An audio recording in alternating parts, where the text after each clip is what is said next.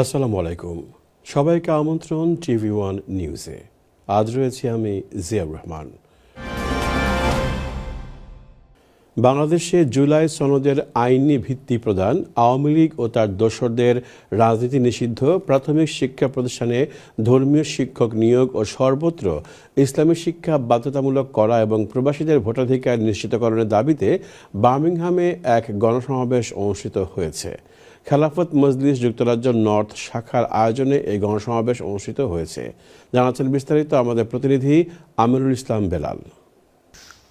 আয়োজক সংগঠন খেলাফত মজলিস যুক্তরাজ্য নর্থ শাখার সভাপতি তাজুল ইসলামের সভাপতিত্বে এবং সাধারণ সম্পাদক এনামুল হাসান সাবিরের পরিচালনায় প্রধান অতিথি হিসেবে উপস্থিত ছিলেন বাংলাদেশ থেকে আগত খেলাফত মজলিসের মহাসচিব ডক্টর আহমেদ আব্দুল কাদের। আজকে যে সমাবেশটা হয়েছে, এটা আগে আমরা প্রোগ্রাম নিয়েছি। ইসলামের দল এবং আরো কয়েকটি দেশপ্রেমিক দল মিলে সমাবেশটা হয়েছে। মূলত প্রাথমিক উদ্দেশ্য হচ্ছে জুলাই সনদে আইনি ভিত্তি প্রদান করা, গণভোট অনুষ্ঠানের ব্যবস্থা করা, যার মাধ্যমে জুলাই সনদকে আইনি স্বীকৃতি প্রদান করা হবে।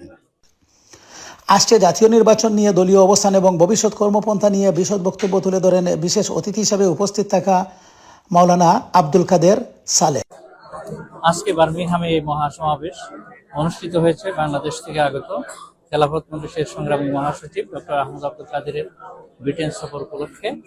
এবং আজকে এই সমাবেশে আমাদের দাবি ছিল জাতীয় দাবি, জুলাই গণঅভ্যুত্থানের মাধ্যমে যে জুলাই সনদ রচিত হয়েছে, এই জুলাই সনদের উপর যেন গণভোট অনুষ্ঠিত হয় এবং এটা আইনি ভিত্তি দেওয়া দিয়ে যেন পরবর্তী পদক্ষেপ গণভোটে পরে তারপরে যেন নির্বাচনে আমরা অংশগ্রহণ করি।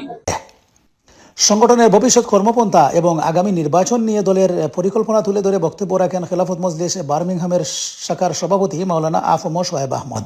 উদ্যোগে আয়োজিত আজকের এই সমাবেশ, বাংলাদেশে আপনারা জানেন যে 8টি দল ঐক্যবদ্ধভাবে আন্দোলন শুরু করেছে। এই বর্তমান সরকারের কাছে দাবি হচ্ছে আমাদের জুলাই সনদের আইনি ভিত্তি প্রদান এবং গণভোট আয়োজন করা, আগামী মূল নির্বাচনের আগে গণভোটের ব্যবস্থা করা, এটা হচ্ছে আমাদের মূল দাবি। আর উচ্চকক্ষে পিয়ার পদ্ধতি চালু করা। এছাড়া অন্যান্যের মধ্যে আরও বক্তব্য রাখেন মাওলানা মুকাররম হাসান, মাওলানা আব্দুল আউয়াল, মাওলানা সাইফুল ইসলাম, আলহাজ খসরু খান প্রমুখ।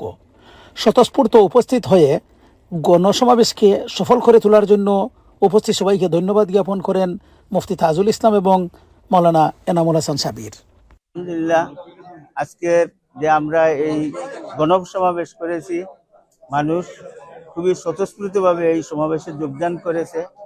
মানুষ দেশের পরিবর্তন চায়, খেলাফত মজলিসও দেশের পরিবর্তন চায়। আগামীতে এই ফ্যাসিবাদ এবং দেশের দুর্নীতি, রাহাজানি, ডাকাতি, ব্যাংক লুট, এই সমস্ত বন্ধের জন্যই খেলাফত মজলিস কাজ করে যাচ্ছে। আলহামদুলিল্লাহ, আজকে আমাদের সফল গণসমাবেশ অনুষ্ঠিত হয়েছে। বাংলাদেশের বর্তমান পরিস্থিতিতে আমরা খুবই উদ্বিগ্ন ছিলাম, বিশেষ করে জুলাই সনদ বাস্তবায়নের ক্ষেত্রে সরকারের টালবাহানা, এই বিষয়ে আজকে আমাদের গণসমাবেশ হয়েছে।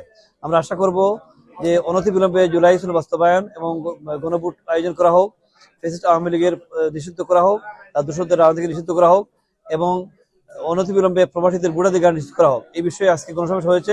যারা কষ্ট করে এসেছেন, আমাদের সংগঠনের পক্ষ থেকে, খেলাফত যুক্তরাজ্য নর্থের পক্ষ থেকে সকলকে মরম জানাচ্ছি, ধন্যবাদ জানাচ্ছি। আল্লাহ আমাদের কবুল করুন, আমিন। আসসালামু আলাইকুম। বিশ্বে শান্তি সমৃদ্ধি কামনা করে বিশেষ এক মোনাজাতের মাধ্যমে সমাবেশের সমাপ্তি ঘোষণা করা হয়। বিশেষ মোনাজাত পরিচালনা করেন মাওলানা অধ্যাপক আব্দুল কাদের সালেহ। বার্মিংহাম থেকে আমিরুল ইসলাম বেলাল, টিভি ওয়ান। ঢাকা বিশ্ববিদ্যালয়ের সাবেক ছাত্রছাত্রীদের সংগঠন Dhaka university alumni in the ইউকের বার্ষিক সাধারণ সভা অনুষ্ঠিত হয়েছে। ইস্ট লন্ডনের একটি ব্যাংকুয়েটিং ভেন্যুতে সভায় বিলাতের বিভিন্ন শহর থেকে অসংখ্য সদস্য, তাঁদের পরিবারবর্গ ও অতিথিসহ বিপুল সংখ্যক প্রবাসী অংশগ্রহণ করেন। অনুষ্ঠানে প্রধান অতিথি ছিলেন টাওয়ার হ্যামলেটসের নির্বাহী মেয়র লুৎফুর রহমান। সভায় সিরাজুল বাসির চৌধুরীকে সভাপতি, ব্যারিস্টার মোহাম্মদ কামরুল হাসানকে সাধারণ সম্পাদক এবং সৈয়দ জাফরকে ট্রেজারার করে 32 সদস্য বিশিষ্ট নতুন কার্যনির্বাহী কমিটি ঘোষণা করা হয়। বার্ষিক সাধারণ সভায় বিদায়ী কমিটির পক্ষ থেকে কার্যবিবরণী এবং আর্থিক প্রতিবেদন উপস্থাপন করা হয়। নবনির্বাচিত সভাপতি ও সাধারণ সম্পাদক সংগঠনের ভবিষ্যৎ পরিকল্পনা তুলে ধরেন। অনুষ্ঠানে স্মৃতিচারণ করেন সাবেক শিক্ষার্থীদের অনেকে।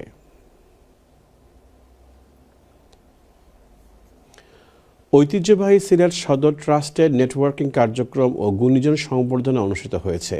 মেফেয়ার ভেন্যুতে খলিলুদ্দিন আহমেদ কবিরের সভাপতিত্বে ও নজমুল ইসলামের পরিচালনায় আর্থিক রিপোর্ট উপস্থাপন করেন পারিস Ahmad.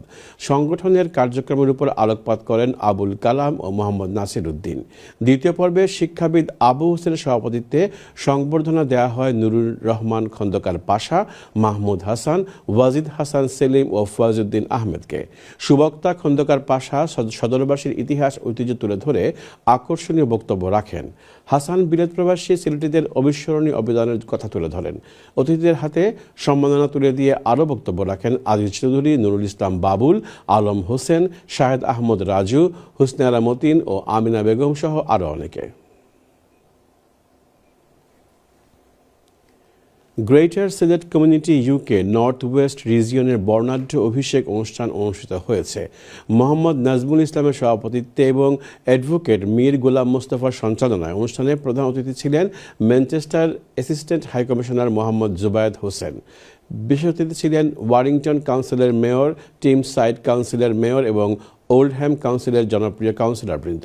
Central community convener মকিস Mansur 116 সদস্য বিশিষ্ট কমিটির ঘোষণা দেন। নতুন এই কমিটি গ্রেটার সিলেট কমিউনিটি কার্যক্রমকে আরও গতিশীল করবে বলে আশা প্রকাশ করেন বক্তারা। অনুষ্ঠানে সিলেট বিভাগের এবং প্রবাসীদের বিভিন্ন সমস্যার কথা তুলে ধরে তা সমাধানের আহ্বান জানানো হয়। ওয়েলসের অর্থনীতির পাওয়ার হাউস হিসেবে পরিচিত ওয়েলস বাংলাদেশ চেম্বার অফ কমার্সের উদ্যোগে কার্ডিফ সিটি স্টেডিয়ামে অনুষ্ঠিত হল South Wales business seminar and expo 2025। দুই দেশের ব্যবসায়িক সম্পর্ক ও বিনিয়োগ সম্ভাবনাকে সামনে রেখে এই আয়োজন ওয়েলসের বাণিজ্য ইতিহাসে নতুন মাত্রা যোগ করেছে। দিনব্যাপী এই অনুষ্ঠানে অংশ নেন আন্তর্জাতিক, জাতীয় ও স্থানীয় পর্যায়ের 2 শতাধিক ব্যবসায়ী, উদ্যোক্তা ও পেশাজীবী। ব্যবসায়িক অভিজ্ঞতা বিনিময়, পার্টনারশিপ এবং নেটওয়ার্কিংয়ের মাধ্যমে ওয়েলস ও বাংলাদেশের মধ্যে নতুন সম্পর্ক গড়ে তোলাই ছিল আয়োজনের মূল উদ্দেশ্য।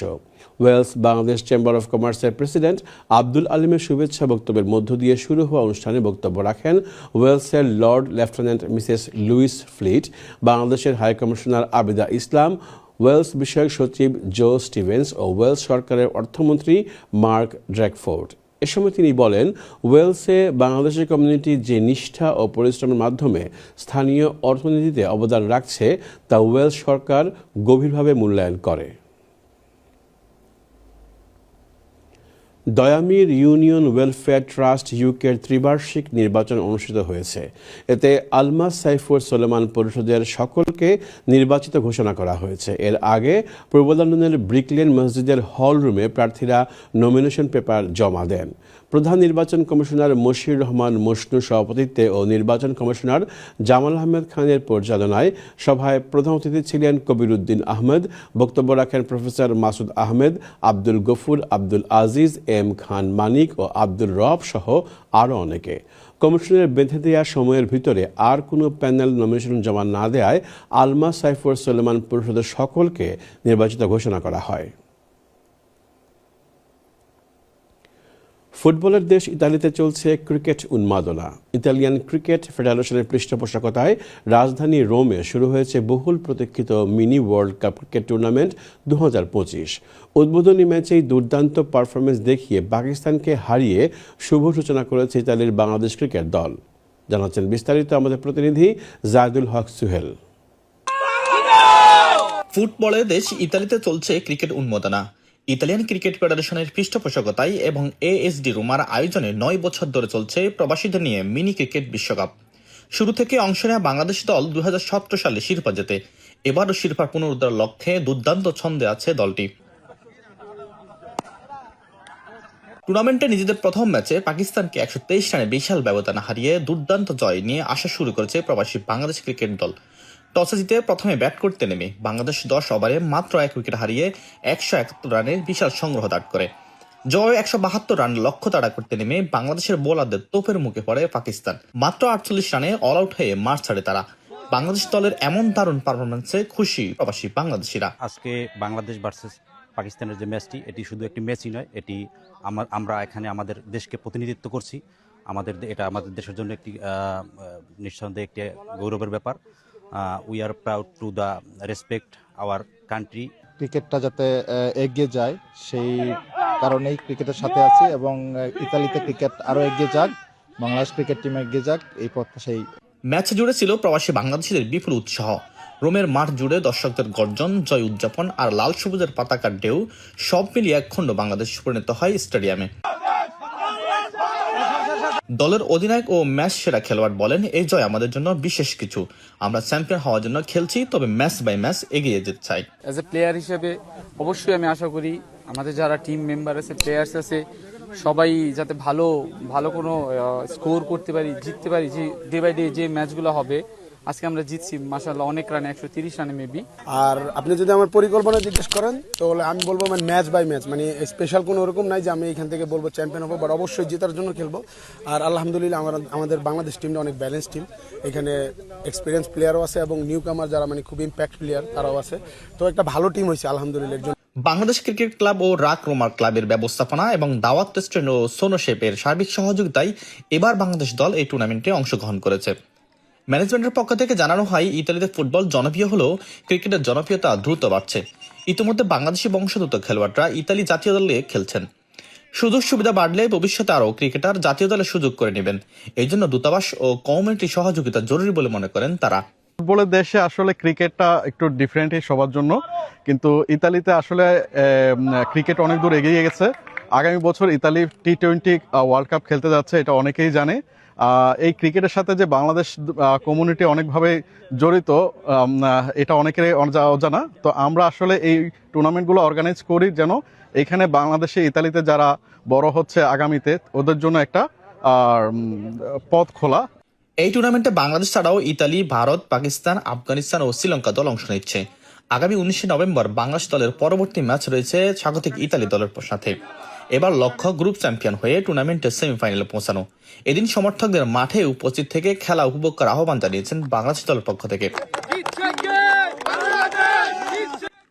জাদুল Haque Sohel, TV on news, Italy.